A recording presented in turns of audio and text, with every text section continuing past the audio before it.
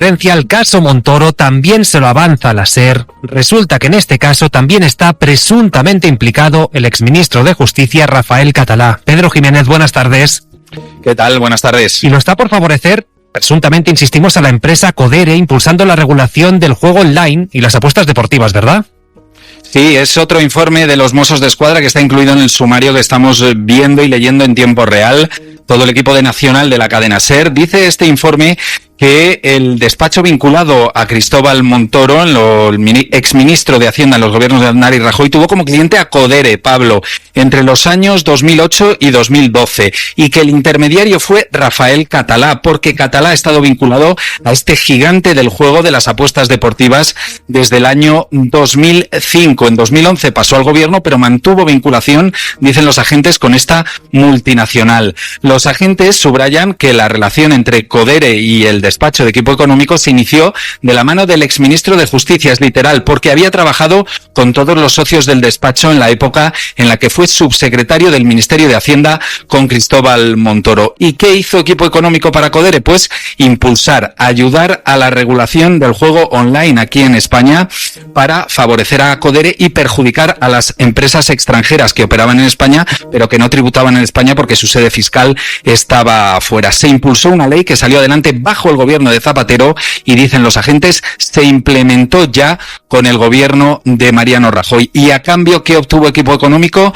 Pues dice el informe, numerosos y cuantiosos pagos, insisto, entre los años 2008 y 2012. Gracias, Pedro Jiménez, por esta noticia que les avanza la SER, el exministro Rafael Catalá del Partido Popular, presuntamente implicado en el caso Montoro. Catalá. ¿Era ministro de Justicia con el PP? Bueno, fue muchas cosas. Él estaba a cargo, era director de Codere. ¿Sabes lo que es Codere? El juego, empresa del juego. La operadora del bingo, la operadora de... Una puerta giratoria de Kaiser pasó del gobierno a las empresas del juego y al revés, ¿no? Pero luego volvió a Codere una vez que dejó de ser ministro de Justicia.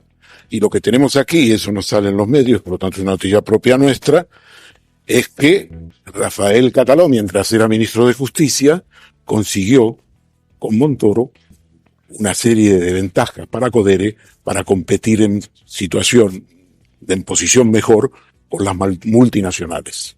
¿Estamos hablando de la ley del juego, por ejemplo? Por ejemplo. Ah, qué curioso, ¿eh? Qué tremendo esto, ¿eh? En este país. Tiene cosas buenas, pero ahí parece ser que les hacen la medida algunas leyes, se las cambian. Tremendo. Lo que es importante es cuando era ministro de Justicia, negocia con Montoro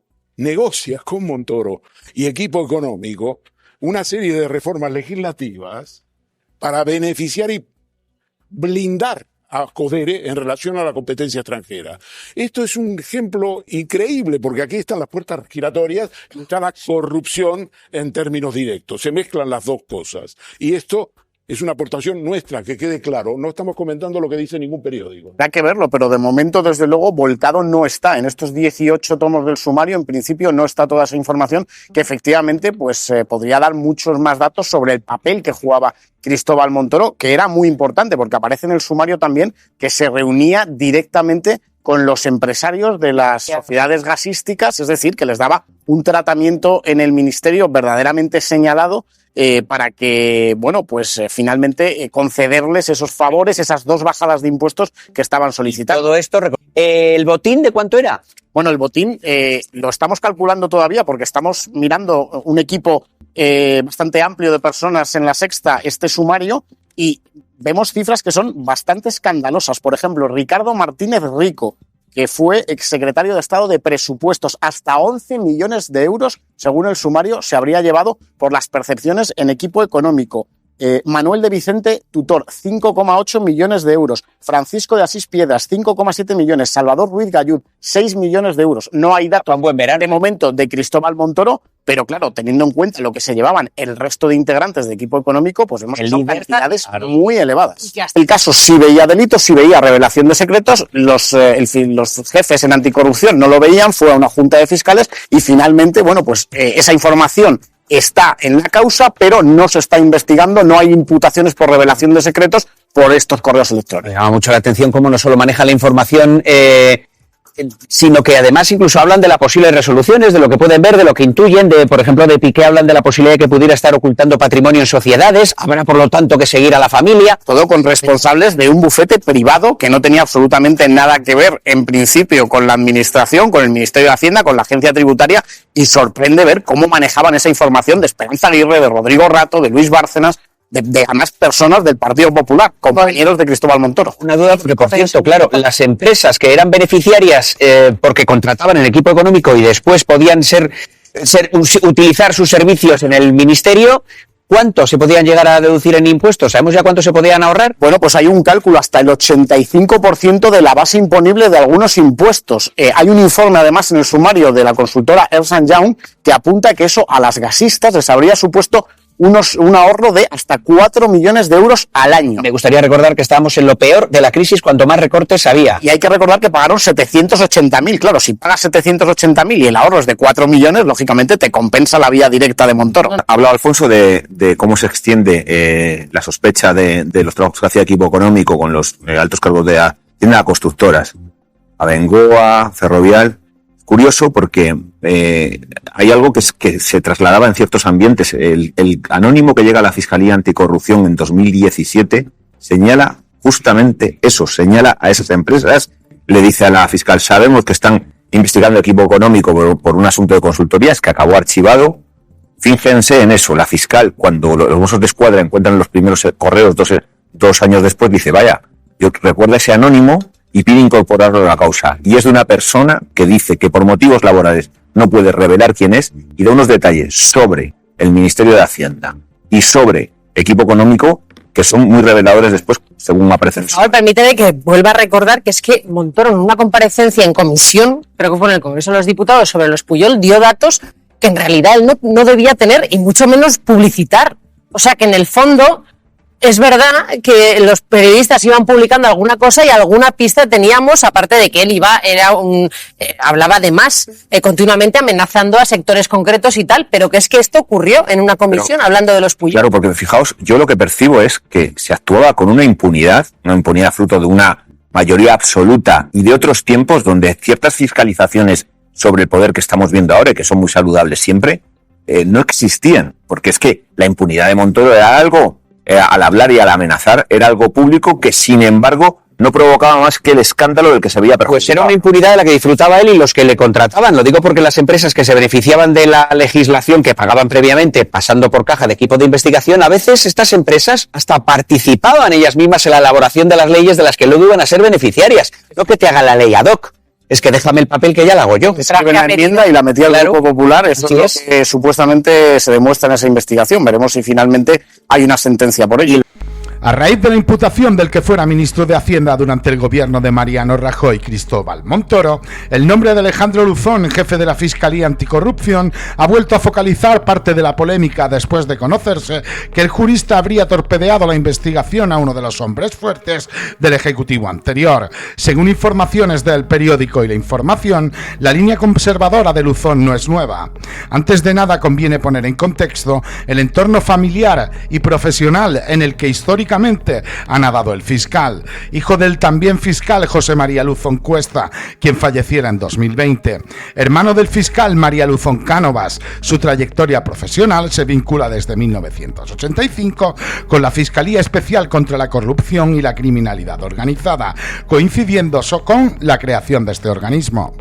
Cuando era ministro de Justicia Rafael Catalá, y tras saltar informaciones comprometedoras de su asesor Manel Moy, probablemente uno de los fiscales más ultraconservadores que se ha visto en la carrera fiscal, Luzón pasa a desempeñar el puesto de fiscal jefe y con ello a conocer los múltiples casos de corrupción que han acechado a la sede de Génova 13. Algunos de ellos son tan sonados como Gürtel, Púnica o Lezo.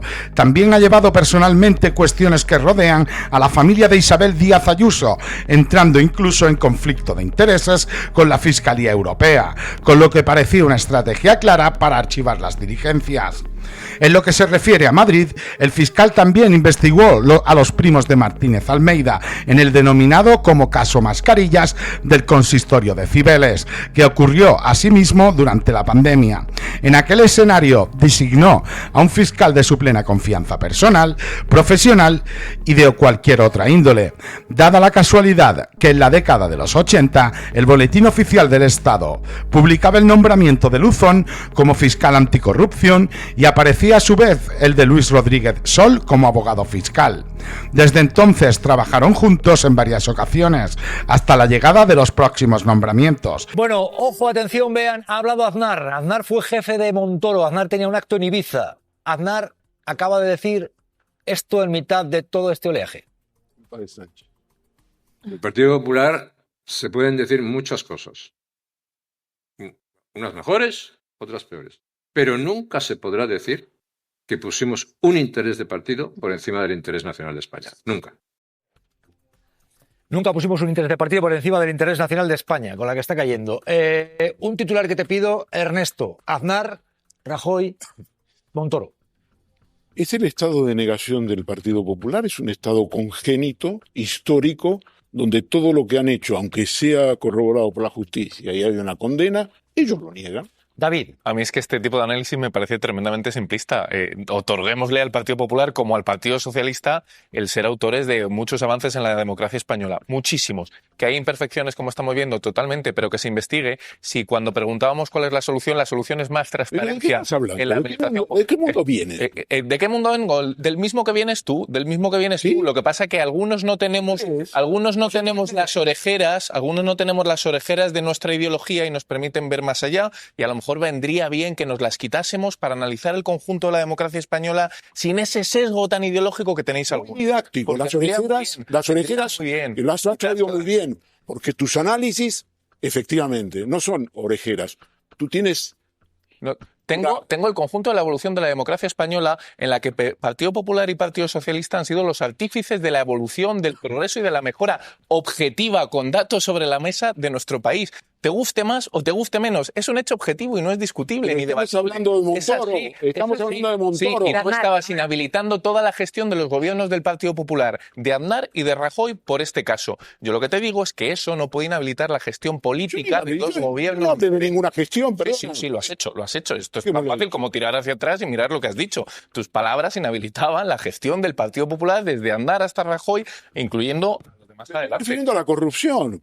Desde luego, si quieres que inhabilite por haber apoyado la invasión de Irak, lo puedo hacer y puedo dar una disquisición sobre ese tema, sobre lo que he publicado muchísimo y la famosa conversación de Aznar rindiéndose a George W. Bush. Pero no voy a hacer eso, yo no hablo de la gestión, yo hablo de la corrupción. No hemos estado hablando de Montoro. ¿De dónde vienes? Corrupción y esto. Bueno, verifica María Navarro, y ¿por qué el vínculo Montoro, Aznar, Mariano Rajoy? Verificamos.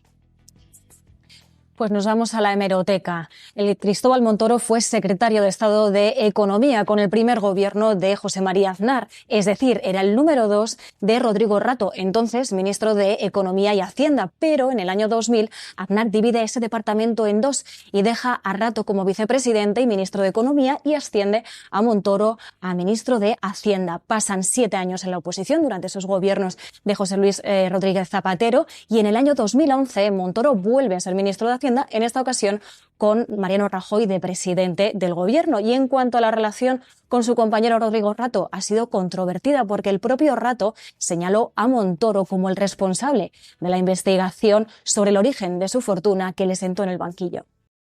De una institución pública como la Agencia Tributaria, presuntamente para favorecer a grandes empresas que pasaban por caja. ¿Esto qué te sugiere? Porque están apareciendo noticias de forma constante, ¿eh? La última que está lanzando la cadena SER te la cuento. Pero ¿qué te sugiere a ti, Villarroya? Y pregunto también a Julio César. Y pido concisión. Bueno, pues la simbiosis de lo público con lo privado, donde manda más lo privado que lo público. ¿Y esto por qué crees que ocurre? Lo digo porque utilizar la agencia tributaria y tener conexión con un despacho privado en una puerta giratoria y de esta forma beneficiarse de lo público, de lo privado, como presuntamente hacía Montoro, no sé, a mí me da pavor. ¿A qué crees que se debe esto, Villarreal? Bueno, porque lo que se trata es de proteger determinados intereses de determinadas grandes empresas que luego, pues presuntamente, financiaban al partido político de turno. En este caso era el Partido Popular, pero podía haber sido otro. Y luego, pues evidentemente, pues presuntamente el señor Montoro y aledaños, pues se llevaban algún dinero, ¿no? Pues claro, ya que hacían el trabajo, pues hay que cobrarlo, ¿no? Tremendo. En la derecha hay también mucho movimiento, hasta el punto de que Jiménez Los Santos esta mañana ha señalado directamente a Rajoy como responsable, además de llamar vampiro, pues no sé si se ha llamado hasta delincuente a Montoro. Vean esto,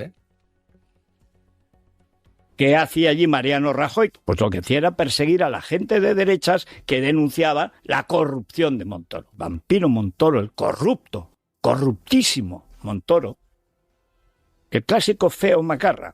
Pero este tío ha presumido en público de los datos que tenía de las personas particulares, diciendo que no tenía nada que ver con el lobby de su hermano, cuando lo fundaron los dos, Montoro asociado. Pura corrupción. Aquí iremos a Cantero. La ha llamado hasta feo ya, que a ver, Los Santos... Pero bueno, la ha llamado feo. No, pero cuidado porque dice que, más allá de que uno pueda reírse, dice... Rajoy responsable porque lo sabía. Van acumulando las noticias. Lo de esta tarde ya, que adelantaba Carlota Guindal en La Vanguardia, la relación de lo del despacho de Montoro, de equipo económico, con la caja B del Partido Popular y el trabajo del juez Ruz. Y se está hablando también de una agencia tributaria patriótica.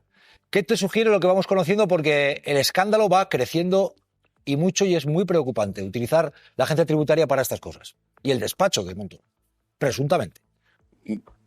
Bueno, según los testimonios que estamos observando de algunas víctimas de aquel tiempo, independientemente de denunciar el silencio cómplice de los medios de comunicación durante este tiempo, yo creo que la actitud del señor Montoro y de la gente de su banda se han comportado como unos auténticos pistoleros, ¿no? Gente que ha amenazado con la fuerza de Hacienda a ciudadanos y a ciudadanas que al menos se merecen no ya el respeto, sino se merecen un procedimiento y no ser tratados como auténticos delincuentes. Pero aparte de eso, yo insisto en que lo más grave de esta situación es que el grupo parlamentario de amigos del PP, es decir, un grupo parlamentario que no se presenta a las elecciones y que por tanto no goza de la elección de la ciudadanía española, ha estado legislando.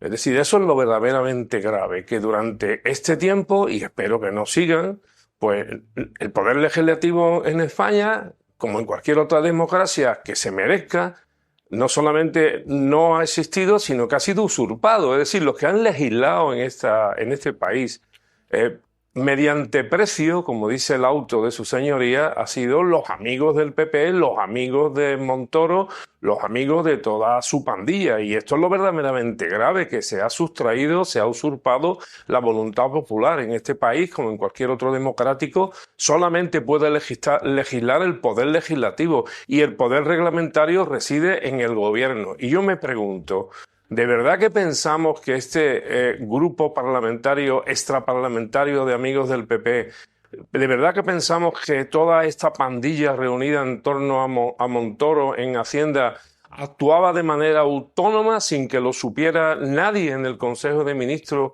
y que no lo supiera el presidente del gobierno? Bueno, sería gravísimo que lo supieran, pero es igual de grave el que no lo hayan sabido. Creo que estamos ante un problema sistémico, porque estamos hablando de un señor que ha sido ministro en 3 legislaturas, 2 con Mariano Rajoy y 1 con el señor Aznar. Yo espero, sin poner en marcha el ventilador de responsabilidades, pero al menos por la mera vergüenza democrática, y yo diría que incluso estética, yo espero que Feijóo no se ponga nunca más debajo de una pancarta junto con Rajoy y junto con Aznar, y que esa pancarta diga mafia o democracia, porque evidentemente la mayoría de estos países, de la ciudadanía del país, va a elegir democracia y no esta mafia, porque el comportamiento que ha tenido el Ministerio de Hacienda junto con sus eventuales cómplices, ya lo dirá el proceso cuando avance y abandonemos esta fase primera de instrucción, Yo creo que ha sido un auténtico porrazo de primer nivel contra la democracia española. Estabas hablando, Javier, de si se había alguien que ha enterado roto o las no el reglas de juego presidente. de Javier, política. un momento, porque claro, esta mañana hasta Jiménez Los Santos, porque dentro de la derecha lo que está ocurriendo, ha dicho Rajoy lo sabía. Luego vamos a oír lo que ha soltado hoy Jiménez Los Santos sobre Montoro y Rajoy, que ya lo avanzo, pero no tiene desperdicio. Pero hay una clave en todo esto y os pregunto a ti y a David, porque David decía que esto está demostrando que el sistema funciona. Totalmente. Y hay algo que la gente puede observar. El sistema funciona cuando desde un despacho se mueve el exministro o ministro que monta el despacho, que sale de un gobierno, que luego va a otro, que mantiene el despacho, que empresas importantes pasan por ahí presuntamente para conseguir cambios en las leyes a medida. Esto es, decía David, que el sistema funciona, explícaselo a Aroca y que Aroca Totalmente, casi sí, opina que eso, sí. se lo explico a Aroca y a quien queráis que se lo explique. El sistema funciona, lo que pasa es que el sistema no es perfecto. El sistema contiene imperfecciones y en muchas ocasiones echa la ley y echa la trampa. Hablaba mi querido amigo Aroca del grupo extraparlamentario del PP, podíamos decir exactamente lo mismo con el grupo extraparlamentario del PSOE, con todas las constructoras y el caso Collo. Es decir, aquí el sistema, siendo muy útil y siendo viable, lo que necesita es una actualización del modelo arquitectónico institucional que perfeccione y que evite que este tipo de casos se den. Necesitamos más transparencia, necesitamos, y lo he dicho ya, una ley de grupos de interés y necesitamos leyes que demuestren que la colaboración público-privada es necesaria, pero que no se debe utilizar para enriquecerse algunos, que además son los habituales que suelen hacerlo en los grandes partidos políticos. Porque este tipo de discursos, que a mí me preocupa mucho escuchar el discurso que ha tenido nuestro amigo Aroca o algunos discursos que vimos habitualmente, lo que están dando es alas a la antipolítica. Nos equivocamos cuando pensamos que con el discurso de Tumas entre un partido y otro, bueno, pues me parece muy lícito que lo haga. Yo ya siempre lo digo, aplaudo la libertad de expresión y cada uno puede hacer lo que quiera con las opiniones ajenas. Pero sí que es cierto que esto da alas a la antipolítica. Os pongáis como pongáis. Aroca. Yo solamente, no solo reclamo la libertad de opinión, por supuesto, también la libertad de reírme. Pues claro, ¿cómo contemplar el que se pretende ahora mismo establecer una especie de barullo, el satiraggio italiano, ¿no? Yo no estoy hablando del Partido Socialista, ni estoy hablando de ningún otro partido, de la antigua Convergencia, de Unión, de todos los que han del grupo sido parlamentario del PP. protagonistas de alguna corrupción en España. Yo no lo digo, digo porque claro, es que eso es lo que dice de lo que estamos hablando. Y claro, claro que esto es antisistema. La prueba es que se pretende ocultar. Y claro, esto demuestra, como el otro día demostró también el Tribunal Supremo en relación al señor Peinado, que existe lawfare y que existe corrupción. Y claro, lo que pasa es que en determinadas circunstancias el Poder Judicial evidentemente no es homogéneo y muchas veces actúa por inercia. Está ya demostrado, creo que incluso se lo he escuchado, al menos parcialmente, no quiero poner en otro compañero palabras de las que yo me hago absolutamente responsable, me refiero al Kaiser, como la propia Fiscalía Anticorrupción no se ha comportado como habitualmente una Fiscalía Anticorrupción debe comportarse en un asunto que lleva 7 años instruyéndose. Por cierto, con un piropo, si me permitís la ironía, no se ha sabido nada. No se ha sabido nada de esos 7 años de instrucción. Ahora por fin ya se sabe porque se ha levantado el secreto del sumario. Veremos a ver lo que ocurre, pero insisto, yo no me voy a apoyar para defender a nadie en otra cosa que haya ocurrido. Lo digo aquí y lo voy a repetir siempre. En materia de corrupción el empate no existe. No existe. La corrupción suma. Esta corrupción suma a otras corrupciones. Sí, pero que no te hemos oído tan contundente en otras ocasiones. Que hay un ministro que sigue sentado en el Congreso de los Diputados. Lo que ocurre, perdona que termine. Lo que ocurre es que aquellos que piensan, como acabo de decir, lo que están siendo son encubridores y cómplices de las corrupciones. Porque cuando hay una corrupción no vale hablar de otra. Lo que se está al mismo tiempo corrompiendo mediante la cobertura mediática, se está corrompiendo el propio sistema. Esto se sabía. Y había medios de comunicación que sabían lo que estaba ocurriendo. La prueba es que algunos de los profesionales trabajan en determinados medios de corrupción. Me refiero a los que han sido asaltados por el pistolero Montoro. No han dicho nada, llevamos 7 años prácticamente callados. ¿Y dónde está la democracia aquí? Si no nos hemos enterado después de 7 años de lo que pasaba en el ministerio, ni más ni menos que de Hacienda. O sea, no estamos hablando de un ministerio normal, no estamos hablando en una María ministerial, no. Estamos hablando del Ministerio de Hacienda. Hacienda patriótica, si queréis, yo digo Hacienda antidemocrática y corrupta. Y todos los que han estado con ello, incluidos los medios de comunicación, yo acuso también, son todos unos corruptos. Y los que han jaleado y han aplaudido esa pancarta de corrupción o democracia son igualmente unos corruptos, porque todos sabían lo que estaba ocurriendo en el Ministerio de Hacienda, con Montoro.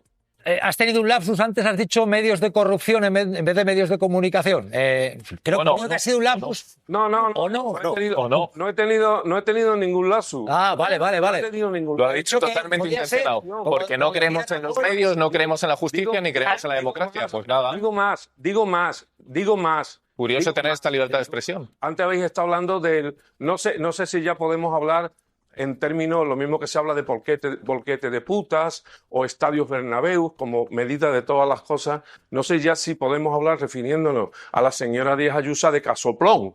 No lo sé si eso es casoplón ya o no, pero ya te aseguro una cosa.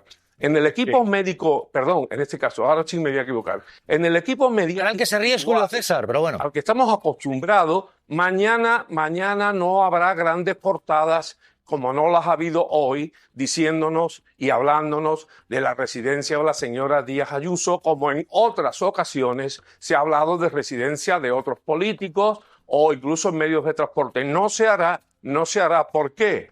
Porque son medios que están anclados y asociados con todo el sistema corrupto que está operando en la democracia española y que la está poniendo en peligro.